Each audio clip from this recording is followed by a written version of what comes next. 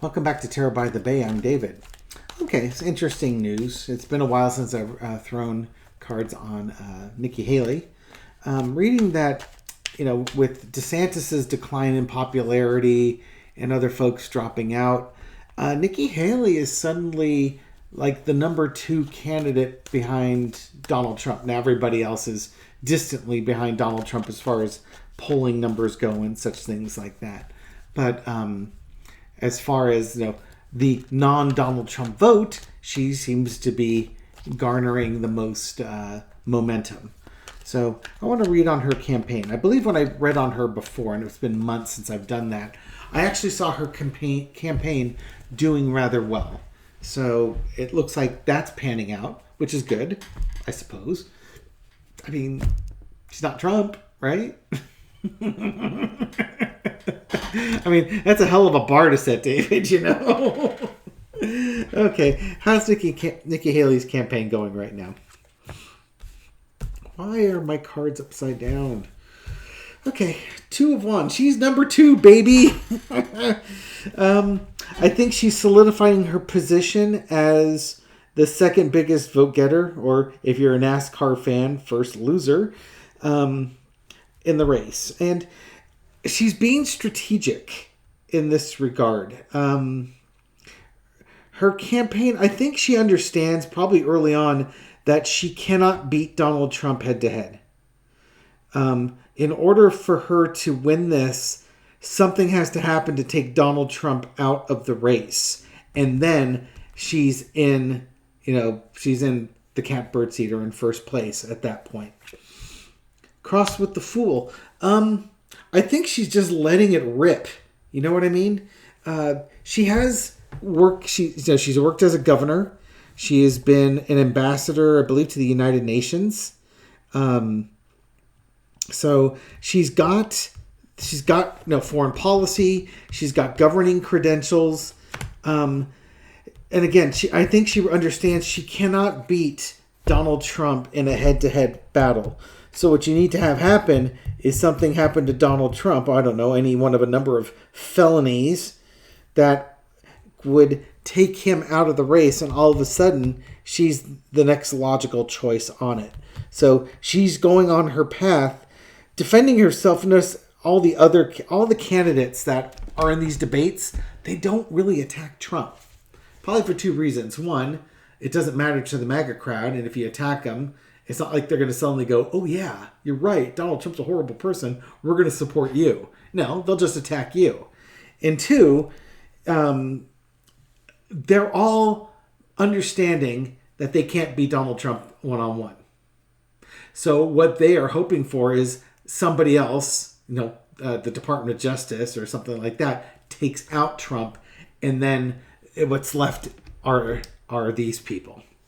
So they're waiting for something to happen, or she's waiting for something to happen to help manifest her drive to be the next Republican presidential nominee, or representing the Republicans in the 2024 election.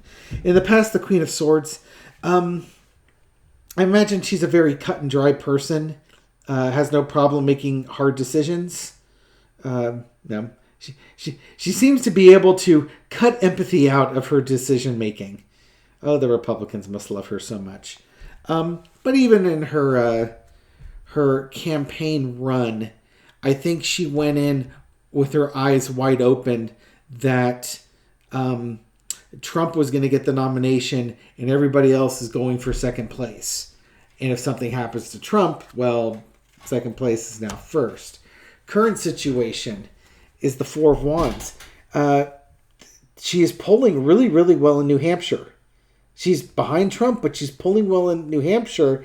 And with 100 felony counts against Trump, she's seeing a real opportunity to go from the 2 of Wands to the 4 of Wands, to becoming that nominee. You're coming up in, I think it's July, August is when the primaries are done. You're only 10 months away from the primaries, and I think she feels like she's in a good position right now. They can't beat him head to head, but she's beating everybody else. Wheel of Fortune, exactly. So now you wait. You keep campaigning, you keep doing what you can do to separate yourself from the pack, and then you hope that something manifests to throw you over the top. And I think her whole spiel is on this, and it's working. Yeah, it's almost like you're gonna have to steal.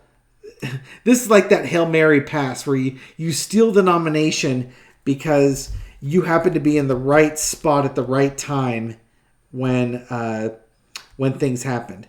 And this could be, again, the lesson to be learned is Donald Trump could very well be caught trying to steal the election, stealing money, doing any one of a number of crimes that will undo or could very well undo his presidential bid. And then who's next in line? What's the outcome? King of Pentacles. Or Donald Trump asks you to be his vice president. I'll have to throw in that. I think what I'm getting from this is, despite all this, I think Donald Trump is still going to be the Republican nominee on this one. I mean, if I was just focusing solely on Nikki Haley, the King of Pentacles would be, donors coming in and helping her, or her helping out donors. But I think this is saying that maybe the donors would like to have Nikki Haley in there. I think they would probably find her to be a reasonable compromise. But if not, it's going to be Donald Trump. If something manifests, though, she will have the donors and she will have the GOP's backing as the candidate. Okay? But let's go ahead and ask. Will Donald Trump be... we're still a year away, really, 10 months away. Will Donald Trump be the Republican nominee for the 2024 presidential election? Will he secure the Republican nomination?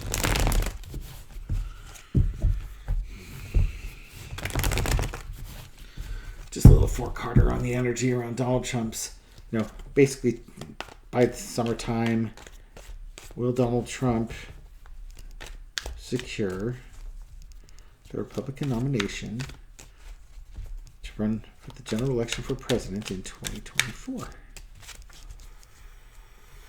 Come on down. New journey.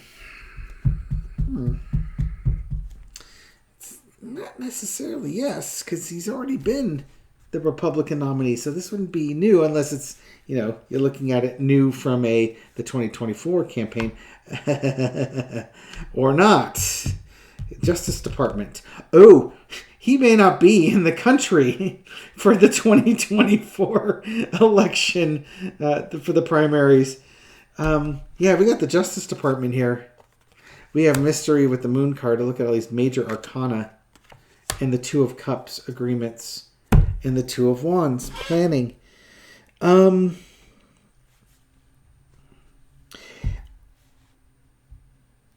One of two things is going to happen here.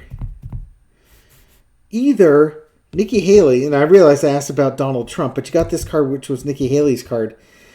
Nikki Haley may be the nominee in the summertime due to reasons that we don't know yet, things that'll happen, but involving the Justice Department and agreements. Again, Trump might flee the country if he's facing prison time and he's been convicted, because we'll already have had the January 6th trial by that point. The civil trial will be done before the end of the year. We'll have, in March, we've got the insurrection trial. There's the Mar-a-Lago documents case is supposed to happen in May, but then you have the Georgia case in August. And that's a state case, the RICO case in that one. Trump might be taking a walk, avoiding justice and going to a country that will take him in. And he might be making plans on that, which could put Nikki Haley in the position to be the Republican nominee because of the Justice Department and agreements that have done. I don't think Trump is going to be here. He's not going to be around when, basically, that's going to be a real toss-up. He might get nominated as the Republican nominee, and he flees the country. Maybe he flees before that. It really depends on when the GOP caucuses to determine who the candidate's going to be. Oh, this is going to be such interesting times in 2024. All right. Well, Nikki Haley. Here's a better question. Will Nikki Haley be the leading Republican vote getter in the 2024 presidential general election? Yeah. Trump may not be in the country. He'll still get, 16 to 20, 30% of the vote. Do I really want to ask it that way? It'd be kind of funny that way. Okay, how about this? Will Donald Trump ask Nikki Haley to be his VP? That's kind of what I also want to know. Will Trump offer the VP position to Nikki Haley? And will she take it? We'll do a six-parter on that one. Leaving, going away. Will Trump offer it? He may not be here to offer it.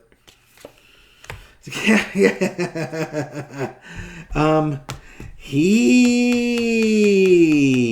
going to getting out of the troubled water to a calmer shore because the Justice Department's here. Underneath it, Page of Swords. Yeah, all these swords messages going.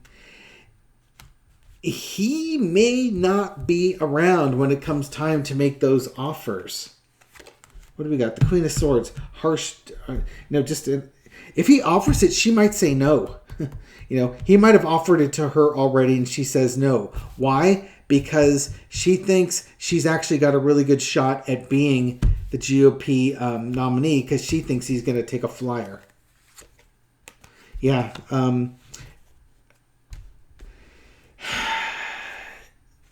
The messaging.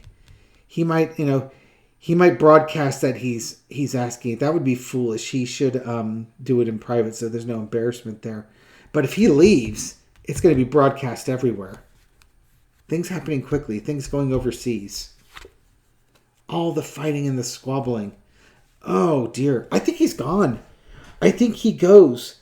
And when the messages come out that he's fled the country, all hell breaks loose with the GOP. Because, oh my God, the guy who was our nominee or the leading candidate for nominee is no longer in the country. Do we keep him as the nominee? Do we nominate somebody else? Mayhem. It will be absolute mayhem. It's going to be the end of Trump's political career, and it's going to be the end of the GOP's threat for the presidency. And the rest of us can have our democracy back at least for another 2 years.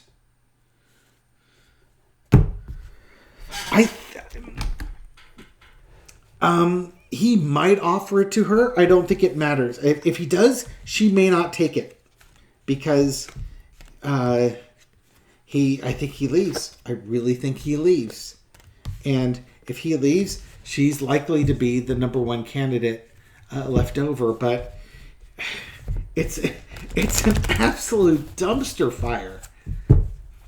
It's an absolute dumpster fire if that happens. Do we want to might think I know what icon I'm going to put on there? Maybe it won't be the dumpster fire one, but I guess lastly, let's throw if Nikki Haley is the GOP nominee in 2024, will she win the general election? I don't see how it happens because people will still vote for Trump because he's the best president ever. Nikki Haley, if she's the GOP nominee, will she win the election? The government. We got the government here. Got the Nine of Cups, wishes fulfilled. The Empress. And the Emperor. In the truth. I don't think she will. And the reason why is that she's going to be linked to him. She's going to be linked to him and how he had nominated her for the ambassador position as head of the UN, and her supporting him when they were all in government together. And there's going to be some truths revealed here. Now, I doubt he's going to torpedo her. He always, he'll torpedo anybody. But if he's thinking that she was going to be a VP person, he may not. But I don't think she gets in. I don't think she gets in with the government. These are great cards, by the way.